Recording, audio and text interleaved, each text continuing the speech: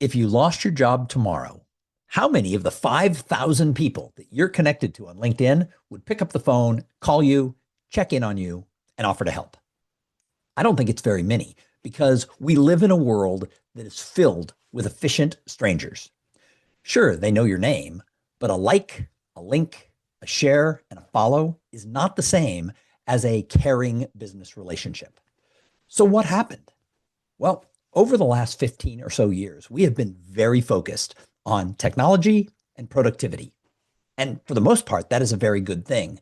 But people have taken it so seriously that they're always looking for what is the next tool? What is the next app? How can I use the best tech? And they're trying to be as efficient as they can. And because of that, they're not really paying attention to the other people around them, and they're not showing up in their community and in their industry to actually build the relationships that would be there to help in their time of need. So, what do you do? Well, the antidote to being an efficient stranger, because you're probably one with some people as well. I know I am. The antidote is to be a deliberate human. And this means that you invest in people. It means you show up in your community. It means you go to industry events.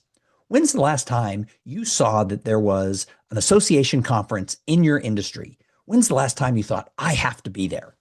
Many people used to, but now they go, nah, I don't know. It's a lot of money. I don't want to be away for 3 days. I just want to get my work done, go home, deal with my family, and scroll endlessly on my phone. But here's the thing. If you're not showing up in your industry, then people don't really know who you are. They may be connected to you on LinkedIn because you sent some friend request 5 years ago.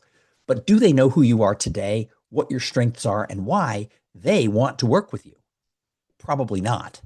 And inside your company, the problem is the same too. It's not just in your industry. People don't even know much about the people who work in the next office, or they're working remote and they really know nothing about the people they work with. And then let's look at your local community. How many times have you seen that there was a Chamber of Commerce lunch with a topic that totally aligns with your slice of the business world? Or if you work in technology, something like your local tech council, or if you work in law, something at your bar association. When's the last time you saw they were having some sort of a happy hour or a mixer or a short program, and you realized that, you know what, if I'm part of this industry, if I'm part of this community, I need to show up. If you've always looked for reasons to not go, and then you end up out of work and you're wondering, why is nobody helping me? Other people get opportunities. It's because you didn't invest upfront. It takes years to build a network. It takes years to build a personal brand. And you can't suddenly find yourself in a time of need and decide that I'm going to just go show up in the community and people are going to line up to help me. It doesn't work that way. Now, I think that in 2026 and 2027, the number one topic you're going to see at events and conferences, Chamber of Commerce events, to national association meetings, etc., is going to be on the topic of human connection. In 2026 alone, there are about a dozen books being released by best-selling authors like Adam Grant, Angela Duckworth, the CEO of LinkedIn, that are all around sort of the people side of business and how and why we build connections and why some people do a better job of having a network that brings them opportunities. So if so many of these accomplished researchers and business people are bringing out books on the people side of business, you're going to see that everybody is going to start talking about it. And I believe it's super important. I've been a speaker on this topic now for almost 2 decades.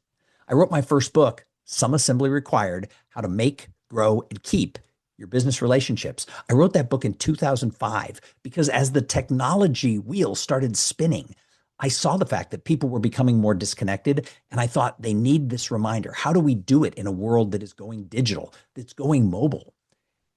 Fast forward to today, things are worse. Every study that comes out shows that people are more disconnected than they've ever been. People are lonelier than they've ever been. And younger people really don't want to go to networking events. They don't see the immediate payoff. So they're like, why would I go? I belong to a big national association, and it used to be 2,000 people in the industry went to this, and people didn't matter what it cost. People showed up because they knew that the relationships matter.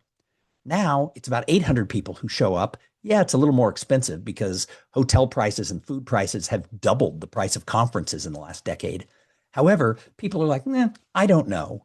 And yet, in that industry, the people who succeed are the people who have a lot of friends in the industry. And people are like, well, I just can't invest the time or the money. Well, if you can't invest the time or the money, you're not going to have the friends. And if the secret sauce to the business is having friends in the industry who can kind of show you the way and help refer you, you're going to be on the outside looking in forever. I also run a small technology organization that it used to be that every CEO in town wanted to be part of it. People lined up to serve on the board. And nowadays, in a different society, people are like, what's in it for me? Well, that's not the way it works if you're going to really pay attention to why people matter and how it's going to be your secret weapon to your company and your own personal success. So don't just be an efficient stranger with everybody you encounter. Be a deliberate human. Now, that doesn't mean you're going to be friends with everybody. It means that you're going to be deliberate with people where you see a win-win situation. Because if you show up in the room thinking, who can help me?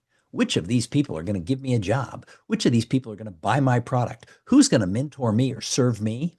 You're going to fail and you're going to say, this stuff doesn't work. However, if you go into a room and say, who can I help? I know a lot of people. I have value. I'm smart. How can I bring value to someone else in this room? It's going to change the whole thing. And if you do that for years, you're going to have a reputation of being someone who brings value everywhere they go. And guess what happens to those people? Those people want to include them. They bring them opportunities. So it's a long-term investment.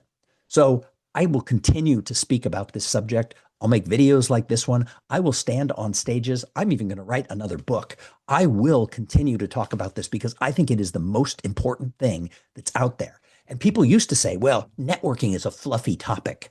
Oh, it is not fluffy. In today's world, it is your secret to being successful. And if you disagree, that's fine. Ignore people, stay at home, scroll your phone for hours. But that day you get laid off and you don't get calls from all these people who you have likes, links, shares, and follows, at least be honest with yourself and say, I could have invested in people before I needed them. The author and speaker, Harvey Mackay, who's now in his 90s, wrote a book in the 1990s that was called Dig Your Well Before You're Thirsty. Think about that for a second. Dig your well before you're thirsty. The whole book, 300 pages, could have just been blank. The title said the whole thing. When it comes to building your network and building your brand in your company, in your community, in your industry, you have to do the work long before you need the other people. So that is my rant of a video for today. I hope at least one person who watches this gets inspired and says, you know what? Today, I'm going to make an effort to build a better connection with just one person, because that one person, they might change your life.